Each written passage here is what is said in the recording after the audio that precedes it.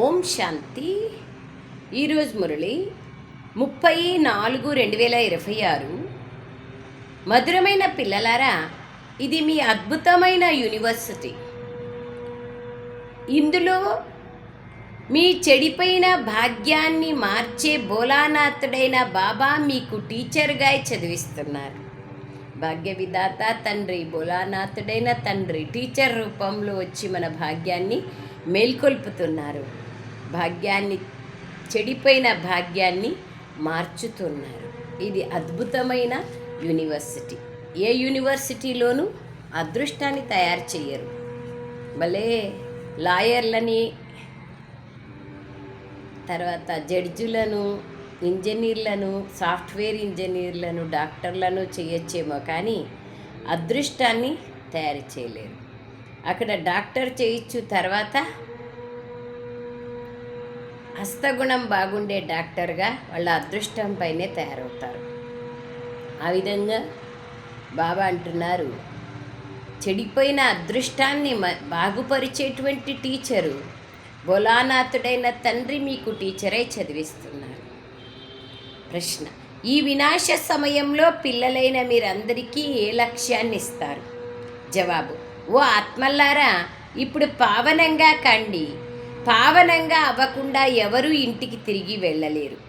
అర్ధకల్పం రోగాల నుండి ముక్తులయ్యేందుకు మీరందరినీ 7 రోజుల బట్టీలో కూర్చోబెడతారు. పతితుల సాంగత్యం నుండి దూరంగా ఉండండి. ఎవరూ గుర్తు రాకుండా ఉన్నట్లయితే జ్ఞానం కొంత బుద్ధిలో ధారణ అవుతుంది. బాబా అంటున్నారు, పావనంగా కాండి అనేటువంటిది సందేశాన్ని మనం ఇంటికి ఇస్తామా? ప్రతి ఒక్కరికి చెప్తాం. పావనంగా కాకపోతే ఇంటికి వెళ్ళలేము. ఎందుకంటే ఎలాంటి దేశమో అలాంటి వేషం వేసుకోవాలి కదా. సో మన ఇల్లు పవిత్రమైన దేశం. ఆ ఇంటికి వెళ్ళాలంటే మనం పవిత్రంగా కావాలి. అర్ధకల్పం నుంచి అనేకమైనటువంటి మాయ రోగాలు, వికారాల రోగాల నుండి ముక్తులయ్యేందుకు 7 రోజుల కోర్స్ అనేది తీసుకోండి. అనేక సాంగత్యాల నుంచి మీ బుద్ధిని తొలగించుకోండి. ఎవరూ గుర్తుకు రాకుండా ఉండేంత జ్ఞానాన్ని కొంత బుద్ధిలో ధారణ చేయండి. పాట: నీవు నిద్రించి రాత్రిని పోగొట్టుకున్నావు.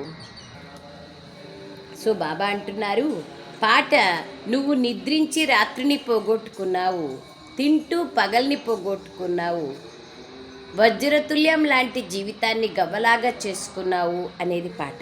ఓం శాంతి. ఓం శాంతి. బాబా పిల్లలకి ఈ విధంగా ఎవరు చెప్పారు? స్కూల్లో కూర్చున్నారు కాబట్టి తప్పకుండా టీచరే చెప్తారు కదా. ఈ విధంగా టీచర్ చెప్పారా, లేక తండ్రి చెప్పారా, లేక గురువు చెప్పారా అన్న ప్రశ్న కలుగుతుంది. బాబా అంటున్నారు, సో ఈ విధంగా ఎవరు చెప్పారు? తండ్రా, టీచరా, సద్గురువా అని ప్రశ్న అడుగుతున్నారు. ఈ పదాలను ఎవరు చెప్పారు? పిల్లల బుద్ధిలో మొట్టమొదట వీరు మా అనంతమైన తండ్రి, వారినే పరంపిత పరమాత్మ అని పిలుస్తామని గుర్తుకు రావాలి. కావున తండ్రి, టీచర్, అలాగే సద్గురువు అందరూ ఇలా చెప్తారు. ఎవరైతే విద్యార్థులుగా ఉన్నారో వారి బుద్ధిలో ఈ విషయాలు ఉన్నాయి. ఇతర కాలేజీలు లేదా యూనివర్సిటీల్లో టీచర్లు చదివిస్తారు. వారిని తండ్రి లేదా గురువు అని అన్నారు. ఇది పాఠశాల మరియు యూనివర్సిటీ. దీన్ని యూనివర్సిటీ అని కూడా అనొచ్చు. ఎందుకంటే యూనివర్స్లో ఉండేటువంటి ఆత్మలందరూ ఇక్కడ చదువుకుంటారు. యూనివర్స్ అంటే విశ్వంలో ఉండే ప్రతి ఆత్మ. ఆ చదువు చదువుకోకున్నా పర్వాలేదు, కానీ ఈ చదువు మాత్రం అందరూ చదువుకోవాల్సిందే. బాబా అంటున్నారు, కావున తండ్రి, టీచర్ మరియు అలాగే సద్గురువు అందరూ ఇలా చెప్తారు. ఎవరైతే విద్యార్థులుగా ఉన్నారో వారి బుద్ధిలో ఈ విషయాలు ఉన్నాయి. ఇతర కాలేజీలు లేదా యూనివర్సిటీల్లో టీచర్లు చదివిస్తారు. వారిని తండ్రి లేదా గురువు అని అన్నారు.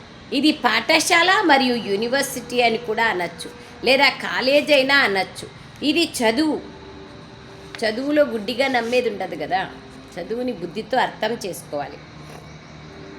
పాఠశాలలో మనకెవరు చదివిస్తున్నారో మొట్టమొదట అర్థం చేయించాలి.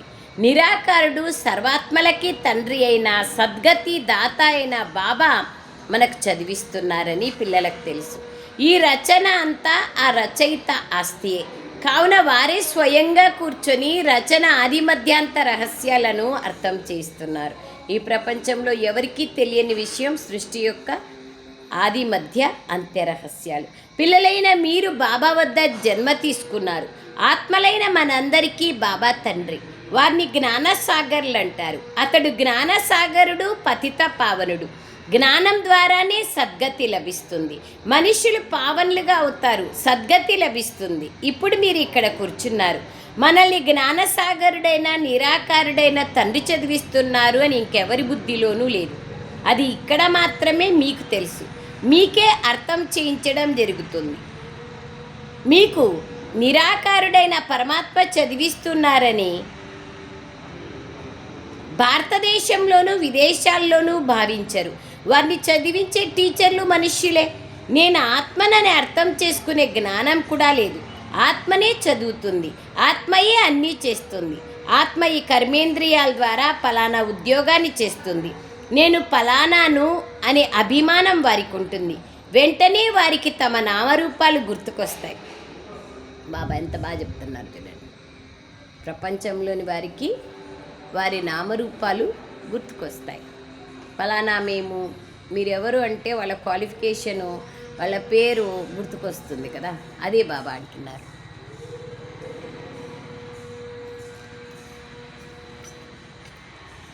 కానీ ప్రపంచంలో ఏ చదువులోనూ ఈ యొక్క ఆత్మ చదువుకుంటున్నాను అనేటువంటి విషయము లేదు. శరీరం యొక్క పేరు గుర్తుకొస్తుంది. సో బాబా అంటున్నారు, ఆత్మయే చదువుతుంది. నేను ఫలానాను అనే అభిమానం వారికి ఉంటుంది. వెంటనే వారికి తమ నామరూపాలు గుర్తుకొస్తాయి. ఇది చేస్తున్నాం, అది చేస్తున్నాం అని కర్తవ్యాలు గుర్తుకొస్తాయి. శరీరానికి పేరు వస్తుంది, కానీ అదంతా అసత్యమే. మారుతూ ఉంటుంది పరివర్తన. మనం మొట్టమొదట ఆత్మ, ఆ తర్వాత ఈ శరీరాన్ని ధరించాం. శరీరం పేరు మారుతూ ఉంటుంది, కానీ ఆత్మ పేరు మారదు. ఆత్మ ఒక్కటి. నా ఆత్మ పేరు శివ అని బాబా చెప్తున్నారు. ఇది ప్రపంచం అంతటికీ తెలుసు. శరీరానికి ఇన్ని పేర్లు పెడతారు, కానీ శివబాబాని శివ అని మాత్రమే అంటారు. సో బాబా అంటున్నారు, శరీరానికి పేరు మారుతుంది, కానీ ఆత్మ పేరు ఒకటే. అయితే బాబా పేరు కూడా ఒక్కటే, శివబాబా. ఏ శరీరం తీసుకుంటామో దానికి పేరు పెడతారు, ఆత్మలకు పేర్లు మారుతాయి. ఆత్మ అంటే శరీరాలకు. వాస్తవానికి శరీరం ద్వారా ఆత్మనే టీచర్ పాత్రను పోషిస్తుంది. వారి ఆత్మను చదివిస్తుంది. సంస్కారాలు ఆత్మలో ఉంటాయి. ఆత్మ ఇంద్రియాల ద్వారా చదువుతోంది, పాత్రను అభినయిస్తుంది. కానీ దేహానికి పెట్టిన పేరు ద్వారానే వ్యాపారాలన్నీ నడుస్తాయి. ఆధార్ కార్డులు అన్ని దాని ప్రకారంగా, బ్యాంక్ అకౌంట్లు, ఇవన్నీ వ్యాపారాలు, వ్యవహారాలు. మిమ్మల్ని నిరాకారుడైన తండ్రి చదివిస్తున్నారని ఇక్కడ పిల్లలైన మీకు తెలుసు. మీ బుద్ధి ఎక్కడికి వెళ్ళిపోయింది? బాబా వైపుకి. ఇప్పుడు ఆత్మలైన మనము ఆ తండ్రి పిల్లలుగా అయ్యాం. నిరాకారుడైన తండ్రి ఈ సాకారుని ద్వారా, బ్రహ్మ ద్వారా అర్థం చేయిస్తున్నారు. అతడి పేరు శివుడు, పరమాత్ముని పేరు. శివ జయంతిని కూడా జరుపుకుంటారు. శివుడు బేహద్ తండ్రి, కావున అతన్నే పరంపిత పరమాత్మ అని గాయనం కూడా చేస్తారు, పిలుస్తారు. అతడు సర్వాత్మలకు తండ్రి. ఇప్పుడు వారి జయంతిని ఎలా జరుపుకోవాలి? గర్భంలో ప్రవేశం చేయరన్నప్పుడు జయంతి అని ఎట్లొచ్చింది పేరు? ఆత్మ శరీరంలోకి ప్రవేశిస్తుంది, అనగా గర్భంలోకి వస్తుంది, పైనుండి వస్తుంది. అది ఎవరికీ తెలియదు. క్రీస్తుని ధర్మస్థాపకుడు అంటారు. అతడి ఆత్మ మొట్టమొదటిసారిగా పైనుండే రావాల్సి ఉంటుంది, పరంధామం నుండి. సత్వప్రధానమైన ఆత్మ వస్తుంది. ఆత్మ వికర్మలు ఏవి చెయ్యదు. మొదట సత్వప్రధానంగా, ఆ తర్వాత సతోరజో తమోల్లోకి వస్తారు. అప్పుడే వికర్మలు జరుగుతాయి. మొదట ఆత్మ వచ్చినప్పుడు సత్వప్రధానంగా ఉన్న కారణంగా ఏ దుఃఖాన్ని అనుభవించదు.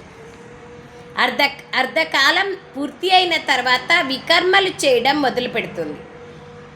నేటికి 5000 సంవత్సరాల క్రితం తప్పకుండా సూర్యవంశ రాజ్యం ఉండేది. మిగిలిన ధర్మాలన్నీ తర్వాత వస్తాయి. భారతవాసులు విశ్వాధిపతులుగా ఉండేవారు. భారతదేశాన్ని అవినాశీ ఖండం అని పిలుస్తారు. వినాశం కాదు. ఇక్కడే స్వర్గం, నరకం, పాత ప్రపంచం, కొత్త ప్రపంచం తయారవుతుందే కానీ వినాశం కాదు. అప్పుడు ఏ ఇతర ఖండాలు ఉండవు, ఒక్క భారతమే ఉంటుంది. మిగతా ఏ అనేక ఖండాలు ఉన్నాయి కదా, ఉండవు. కోల్పోయిన భాగ్యాన్ని తిరిగి తయారు చేసేవారు భోలానాథుడైన శివుడు. శివశంకర్లు ఒక్కరు కాదు. శివునికి ఆకృతి లేదు, శంకర్నికి ఆకృతి ఉంది. వారు వేరువేరు. బ్రహ్మ విష్ణు శంకర్ల మహిమ వేరు. మహిమ అంతా కోల్పోయిన భాగ్యాన్ని తిరిగి తయారు చేసే ఆ శివునిదే ఉంది. నేను సాధారణ వృద్ధ శరీరంలోకి ప్రవేశిస్తాను. ఇతడు 84 జన్మలు పూర్తి చేశాడు. ఇప్పుడు ఆట పూర్తి అవుతోంది. ఈ పాత శరీరము, ఈ పాత సంబంధాలు అన్నీ సమాప్తం కానున్నాయి. ఇప్పుడు మీరు ఎవరిని స్మృతి చేయాలి? వినాశమయ్యే వస్తువు ఎవరు గుర్తు చేసుకోరు. కొత్త ఇల్లు తయారవుతుంటే పాత ఇంటి నుంచి మనసు తొలగిపోతుంది. ఇది కూడా అలాగే బేహద్ విషయం. బాబా అంటున్నారు, కోల్పోయిన భాగ్యాన్ని తిరిగి తయారు చేసేవారు భోలానాథుడైన శివుడు. శివశంకర్లు ఒక్కరు కాదు. శివుని కర్తవ్యాలు వేరు, శంకరుడి కర్తవ్యాలు వేరు కదా. బ్రహ్మ విష్ణు శంకర్లకు మహిమ శివుని కంటే తక్కువే కదా. మహిమ అంతా కోల్పోయిన భాగ్యాన్ని తిరిగి తయారు చేసే ఆ శివునిదే. నేను సాధారణ వృద్ధ శరీరంలోకి ప్రవేశిస్తాను. ఇతడు 84 జన్మల్ని పూర్తి చేశాడు. ఇప్పుడు ఆట పూర్తి అయిపోయింది. ఈ పాత శరీరము, ఈ పాత సంబంధాలు అన్నీ సమాప్తం కానున్నాయి.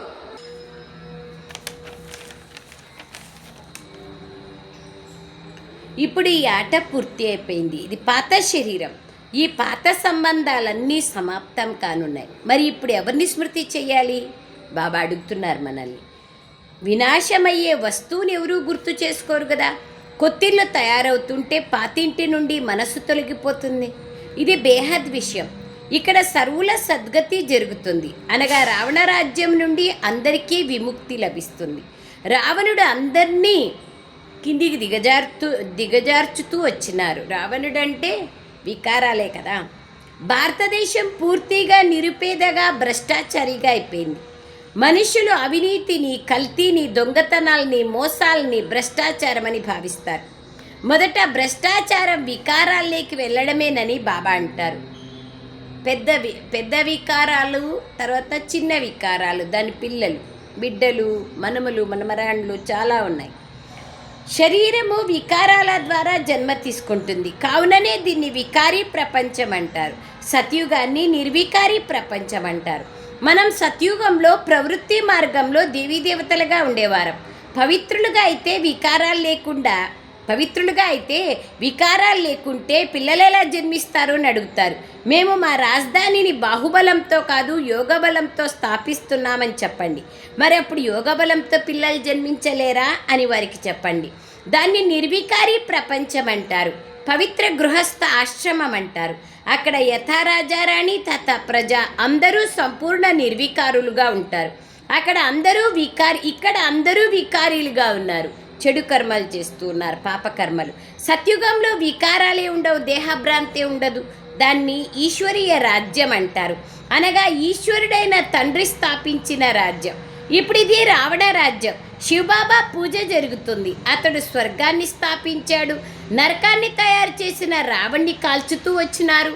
రామునికి మాత్రమే కదా శత్రువు రావణుడు, మనకెందుకు అనేది ఆలోచించలేదు. సో బాబా అంటున్నారు, రావణ్ణి కాల్చుతారు. అయితే రావణుడు మనందరికీ శత్రువు ఎలా అయినారు అనే విషయం కూడా ఎవరికీ తెలియదు. ద్వాపర యుగం ఎప్పుడు ప్రారంభమైందనేది కూడా తెలియదు. ఇది కూడా అర్థం చేసుకోవాల్సిన విషయం. ఇది తమోప్రధాన అసురీ ప్రపంచం, అది ఈశ్వరీయ ప్రపంచం. దాన్ని స్వర్గం అంటారు, పావన దైవీ రాజ్యం అంటారు. ఇది నరకం, పతిత ప్రపంచం. ఎవరైతే రోజు చదువుతారో వారే ఈ విషయాలను అర్థం చేసుకోగలుగుతారు. ఫలానా స్థానంలో స్కూల్ లేదు కదా అని చాలామంది అంటారు. హెడ్ ఆఫీస్ అయితే ఉంది కదా, మీరు వచ్చి డైరెక్షన్ తీసుకెళ్ళండి. అదేమంత పెద్ద విషయం కాదు. సృష్టి చక్రాన్ని ఒక్క క్షణంలో అర్థం చేయించడం జరుగుతుంది. సత్య త్రేతాయుగాలు గడిచి మళ్ళీ ద్వాపర కలియుగాలు వస్తాయి. ఇప్పుడు అవి కూడా గడిచిపోయాయి. ఇప్పుడు ఇది సంగమయుగం. కొత్త ప్రపంచంలోకి వెళ్ళేందుకు చదువుకోవాలి. చదువుకోవడం ప్రతి ఒక్కరి హక్కు. బాబా మేము ఉద్యోగం చేస్తున్నాము అని అంటారు. అచ్చా, ఒక వారం రోజులు జ్ఞానం తీసుకొని వెళ్ళిపోండి, మీకు మురళి అందుతూ ఉంటుంది. మొదటి 7 రోజులు తప్పకుండా వినాలి. కానీ 7 రోజులు వచ్చినా కూడా బుద్ధి ఒకేలాగా ఉండదు. 7 రోజుల బట్టి అనగా ఎవరూ గుర్తుకు రాకూడదు, ఎవరితోనూ పత్ర వ్యవహారాలు కూడా ఉండకూడదు. ఇది భావకాలం యొక్క విషయం. అందరూ ఒకేలాగా అర్థం చేసుకోలేరు కదా. ఇక్కడ పతితులను పావనంగా తయారు చేయాలి. ఇది కూడా పతితత్వము లేదా వికారాల్లోకి వెళ్ళడం ఒక రోగం కదా. మనుషులు అర్ధకల్పం మహారోగులుగా ఉన్నారు. వారిని వేరుగా కూర్చోపెట్టాల్సి ఉంటుంది. ఎవరి సాంగత్యము ఉండకూడదు. బయటికి వెళ్తే ఏదో ఒకటి తింటారు, పతితుల చేతి వంట తింటారు. సత్యుగంలో దేవతలు పావనంగా ఉంటారు కదా, వారి కోసం విశేషంగా మందిరాలను తయారు చేస్తారు. దేవతల్ని పతితులు ముట్టుకోవడానికి వీల్లేదు. ఈ సమయంలో మనుషులు పూర్తిగా పతితులుగా భ్రష్టాచారులుగా ఉన్నారు. శరీరం విషంతోనే జన్మ తీసుకుంటుంది, అంటే వికారాలతో. సో బాబా అంటున్నారు, ఈ సమయంలో మనుషులు పూర్తిగా పతితులుగా భ్రష్టాచారులుగా ఉన్నారు. శరీరం విషయ వికారాలతోనే జన్మ తీసుకుంటుంది, కావుననే దాన్ని భ్రష్టాచారి అని అంటారు. సన్యాసుల శరీరం కూడా వికారాలతోనే జన్మ తీసుకుంటుంది, కానీ వారు జన్మించిన తర్వాత పవిత్రంగా ఉంటారు. మొట్టమొదట ఆత్మ పవిత్రంగా అవ్వాలి, ఆ తర్వాత శరీరం కూడా పవిత్రమైనదే లభిస్తుంది. ఎలాంటి బంగారో అలాంటి ఆభరణం. ఆత్మ ఎలా ఉంటే శరీరం అలా దొరుకుతుంది. అందరూ ఇప్పుడు వాపస్ ఇంటికి వెళ్ళాలి. ఇప్పుడు ఇది వినాశ సమయం. అందరూ పవిత్రంగా తిరిగి వెళ్ళాలి. భారతదేశంలోనే హోలీ పండుగను జరుపుకుంటారు. ఇక్కడ పంచతత్వాలతో తయారైన శరీరాలు తమోప్రధానంగా ఉన్నాయి. సత్యుగంలో శరీరాలు కూడా సతోప్రధానంగా పవిత్రంగా ఉంటాయి. శ్రీకృష్ణుడి చిత్రం ఉంది కదా, నరకాన్ని కాలుతో తంతున్నట్లుగా చూపిస్తారు. ఎందుకంటే సత్యుగంలోకి వెళ్ళాలి అంటే నరకాన్ని వీడుకోలు ఇచ్చిన దానికి ఆ విధంగా చూపిస్తారు. కాలి వైపు నరకాన్ని మరియు స్వర్గం వైపు ముఖాన్ని. సో బాబా అంటున్నారు, కృష్ణుని యొక్క కాలు వైపు నరకాన్ని, తలవైపు స్వర్గాన్ని చూపిస్తారు. అంటే బుద్ధితో మరిచిన దానికి గుర్తుగా, వైరాగ్యం వచ్చిన దానికి గుర్తుగా చెప్తారు. సో బాబా అంటున్నారు, శ్రీకృష్ణుని చిత్రం ఉంది, ఎందుకంటే సత్యుగంలోకి వెళ్ళాలి. చనిపోయిన వారిని కూడా శ్మశానం వైపుకి తీసుకెళ్తున్నప్పుడు వారి తలను ఊరివైపు పెడతారు, కాళ్ళను శ్మశానం వైపుకి తిప్పుతారు. మళ్ళీ శ్మశానంలోకి వెళ్ళాక తలను శ్మశానం వైపుకి పెడతారు, కాళ్ళను ఊరి వైపుకి పెడతారు. ఇంకా దీంతో సంబంధం సమాప్తమైపోయిందని. ఇప్పుడు మీరు స్వర్గంలోకి వెళ్తారు కాబట్టి మీ తల అటువైపు ఉండాలి, అనగా శాంతిధామం సుఖధామం వైపు ఉండాలి. కాళ్ళు దుఃఖధామం వైపు ఉండాలి. ఇది మృతి చెందిన వారి విషయం, అంటే బతికి ఉండి చనిపోయిన వారి విషయం. ఇక్కడ పురుషార్థం చేయాల్సి ఉంటుంది. మధురమైన ఇంటిని స్మృతి చేస్తూ చేస్తూ ఆత్మలైన మీరు మధురమైన ఇంటికి వెళ్ళిపోతారు. ఇది బుద్ధి యొక్క అభ్యాసం. బాబా కూర్చొని అన్ని రహస్యాలను అర్థం చేయిస్తారు. ఇప్పుడు ఆత్మలైన మనం ఇంటికి వెళ్ళాలని తెలుసు. ఇది పాత శరీరం మరియు పాత ప్రపంచం. నాటకం పూర్తి అవ్వడం అంటే 84 జన్మల పాత్రను అభినయించినట్లు. అందరూ 84 జన్మలు తీసుకోరు. ఎవరైతే ఇతర ధర్మాల్లోకి వస్తారో వారి జన్మలు తప్పకుండా తక్కువగానే ఉంటాయి. బాబా అంటున్నారు, ఇక్కడ పురుషార్థం చేయాల్సి ఉంటుంది. మధురమైన ఇంటిని స్మృతి చేస్తూ చేస్తూ మీరు మధురమైన ఇంటికి వెళ్ళిపోతారు. ఇది బుద్ధి ద్వారా చేసే అభ్యాసం. ఇస్లాంల కన్నా బౌద్ధులు తక్కువ జన్మలు తీసుకుంటారు, క్రైస్తవులు వారికన్నా తక్కువ జన్మలు. గురునానక్ సిక్కు ధర్మం వారు ఈ మధ్యనే వచ్చారు. గురునానక్ వచ్చి 500 సంవత్సరాలైంది. వారు 84 జన్మలైతే తీసుకోరు కదా, లెక్క వేయడం జరుగుతుంది. 5000 సంవత్సరాల్లో ఇన్ని జన్మలు ఉన్నట్లయితే 500 సంవత్సరాల్లో ఎన్ని జన్మలు ఉంటాయి? 13 జన్మలు మాత్రమే ఉంటాయి. క్రీస్తు వచ్చి 2000 సంవత్సరాలు అయినట్లయితే వారి జన్మలు ఎన్ని ఉంటాయి? సగం కన్నా తక్కువగానే ఉంటాయి. అన్నింటికీ లెక్కాచారం ఉంది. ఇందులో కొందరు కొన్ని జన్మలు తీసుకుంటారు. ఖచ్చితంగా చెప్పలేం. ఈ విషయాలను వాదించడంలో సమయం వృధా అవుతుంది. బాబాను స్మృతి చేయడమే మీ పని. వ్యర్థమైన విషయాల్లో బుద్ధి భ్రమించకూడదు. బాబాను స్మృతి చేయాలి. సృష్టి చక్రాన్ని తెలుసుకోవాలి. పాపాలు యోగం ద్వారానే నశిస్తాయి. ఇందులోనే శ్రమ చెయ్యాలి. కావుననే భారతదేశ ప్రాచీన రాజయోగం ప్రసిద్ధమైనది. దాన్ని తండ్రియే వచ్చి నేర్పిస్తున్నారు. సత్యత్రేతాయుగాలలో యోగం అనే విషయమే ఉండదు. మళ్ళీ భక్తి మార్గంలో హఠయోగం ప్రారంభమవుతుంది. ఇది సహజ రాజయోగం. నన్ను స్మృతి చేయడం ద్వారా మీరు పావనంగా అయిపోతారు. స్మృతియే ముఖ్యమైన విషయం. ఏ పాపము చేయకూడదు. పాపకర్మాలు చేస్తే మళ్ళీ దాన్ని అనుభవించడానికి జన్మలు తీసుకోవాల్సి ఉంటుంది కదా. అదే బాబా అంటున్నారు, ఏ పాపకర్మలు చేయకూడదు. దేవీ దేవతల మందిరాలు ఉన్నాయి, ఎందుకంటే వారు పావనులు, పవిత్రులు. పూజారీలు పతితులు, వారు పావన దేవతలకు స్నానం చేయిస్తారు. నిజానికి పతితులు ముట్టుకోవడానికి దేవతల్ని వీల్లేదు.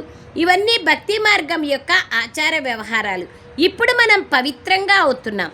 పవిత్రంగా అయితేనే దేవతలుగా అవుతాం.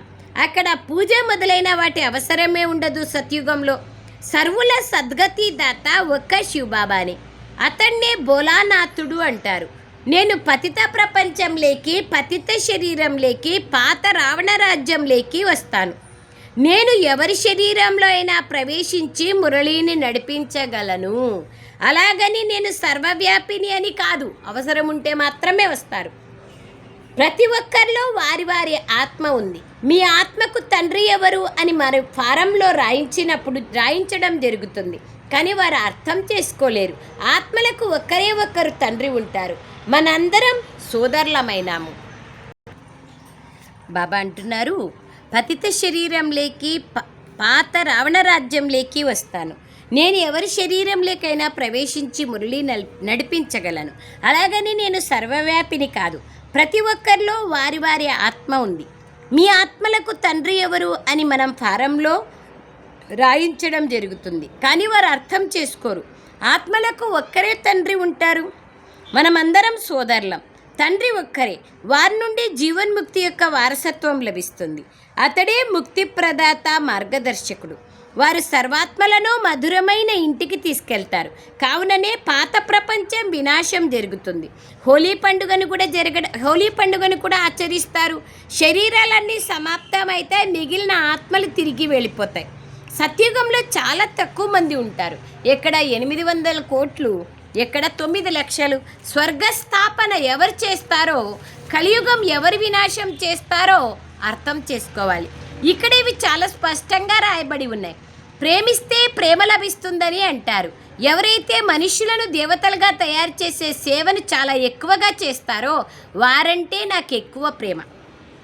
ఎవరైతే పురుషార్థం చేస్తారో వారు ఉన్నత పదవిని పొందుతారు.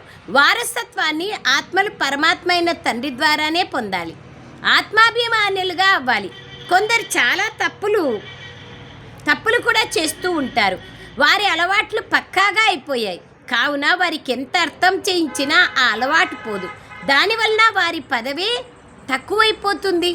అచ్చా, मीठे मीठे सिखलदे बच्चों प्रति मात पिता बाप दादा का याद प्यार और गुड मॉर्निंग। रूहानी बाप की रूहानी बच्चों को नमस्ते। हम रूहानी बच्चों की रूहानी मात पिता बाप दादा को याद प्यार गुड मॉर्निंग और नमस्ते नमस्ते नमस्ते बाबा नमस्ते। थैंक यू बाबा, ధన్యవాదాలు తండ్రి. సారం, ఏ విషయంలోనూ వాదనలేకొచ్చి మీ సమయాన్ని వ్యర్థం చేసుకోకూడదు. సారం, ఏ విషయంలోనూ వాదనలేకొచ్చి మీ సమయాన్ని వ్యర్థం చేసుకోకూడదు. వ్యర్థమైన విషయాలలో బుద్ధి ఎక్కువగా వెళ్ళకూడదు. ఎంత వీలైతే అంత స్మృతియాత్రలో వికర్మలను వినాశం చేసుకోండి. ఆత్మాభిమానులుగా ఉండే అభ్యాసం చేయండి. ఈ పాత ప్రపంచం నుండి మీ ముఖాన్ని దూరం చేసుకోండి. మీ మనస్సుని అటువైపు ఉంచండి. శాంతిధామాన్ని మరియు సుఖధామాన్ని స్మృతి చేయాలి. కొత్త ఇల్లు తయారవుతోంది కాబట్టి పాత ఇంటి పైన మనస్సుని తొలగించుకోవాలి. బాబా చెప్పాల్సి పడుతుంది. మామూలుగా అయితే సాధారణంగా కొత్త ఇల్లు కడతాన్నామంటే ఆటోమేటిక్గా పాత ఇంటి పైన మోహం తగ్గిపోతుంది. వరదానం, ఈశ్వరీయ కులము యొక్క స్మృతి ద్వారా మాయను ఎదుర్కొనే సదా సమర్థ స్వరూపులుగా కండి. ఏ కార్యంలోనైనా సఫలతను పొందాలంటే మొదట స్మృతి ద్వారా సమర్థ స్వరూపులుగా అవ్వండి. సామర్థ్యం రావడంతో మాయను ఎదుర్కోగలరు. సహజమైపోతుంది. స్మృతి ఎలా ఉంటుందో స్వరూపం ఆ విధంగా తయారవుతుంది. కావున సదా ఎప్పటి వరకైతే ఈ ఈశ్వరీయ జన్మ ఉంటుందో అప్పటి వరకు ప్రతి క్షణము, ప్రతి సంకల్పము, ప్రతి కార్యంలో ఈశ్వరీయ సేవార్థమే ఉన్నాను, ఈశ్వరీయ స్మృతిలో ఉండాలి. ఇది మన ఈశ్వరీయ కులం అనే స్మృతి యొక్క సీటు సర్వ బలహీనతల్ని సమాప్తం చేసేస్తుంది.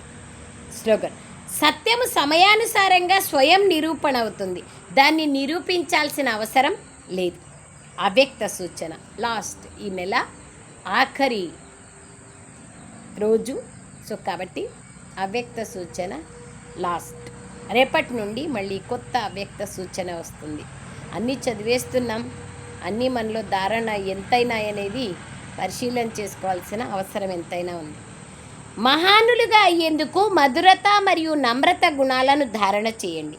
సేవలో మెజారిటీ వారిలో బాధ కలిగించే ముఖ్యమైన విజ్ఞానం ఏమంటే, నేను ఇది చేశాను, నేనే చెయ్యగలను, ఈ నేను అనే భావన రావడంలే జ్ఞాన అభిమానం, బుద్ధి అభిమానం, సేవ అభిమానం అంటారు. ఈ రూపాల్లోనే విఘ్నం వస్తుంది. ఇటువంటి విఘ్నాలను సమాప్తం చేసేందుకు ఒక్క మాటను గుర్తుపెట్టుకోండి. ఏం మాట?